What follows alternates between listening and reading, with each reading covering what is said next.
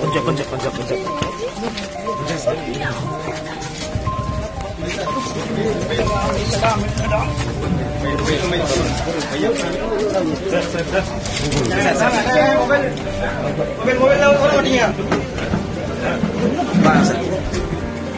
தள்ளிடுறேன்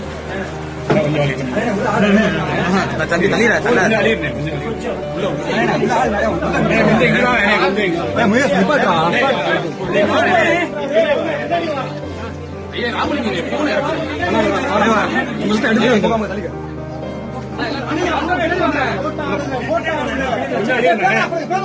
ஃபேனா பத்துங்க